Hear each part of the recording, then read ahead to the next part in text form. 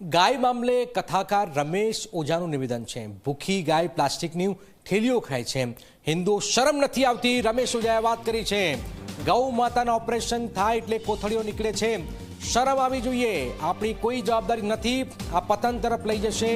ગામડામાં ગાયનું પૂજન કરે છે, ગાય વાછરડાને ન આપે એટલું દૂધ આપણને આપે છે, અને આ સ્થિતિની વચ્ચે રમેશ ઓઝાએ કહ્યું છે કે હિન્દુઓ શરમ નથી આવતી।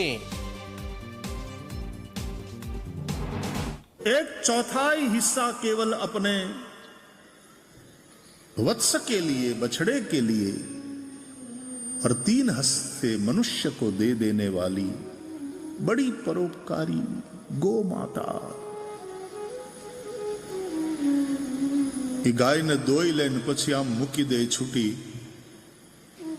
એટલે ગલીઓમાં ફરતી ફરતી એ પ્લાસ્ટિકની થેલીઓમાં જે કંઈ ભરાયું હોય એ ભૂખી ગાય ખાવા માટે થઈ અને પ્લાસ્ટિકની થેલીને પણ પેટમાં નાખી દે।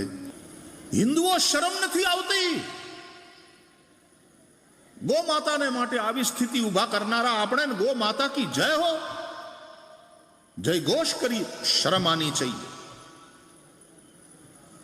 હાંજના થોડું આટલું ખાણ રાખે એટલે ટાઈમસર 5 વાગે ગાય ઘરે આવી જાય, પાછી દોઈને પાછી એને છોડી દેવાની, કોઈ જવાબદારી નહીં, ગાયનું દૂધ લઈ લો। હિન્દુઓ કો શર્મ આની चाहिए। આ કૃતજ્ઞતા બહુ મોટું પાપ છે અને હિન્દુઓને પતન તરફ લઈ જશે।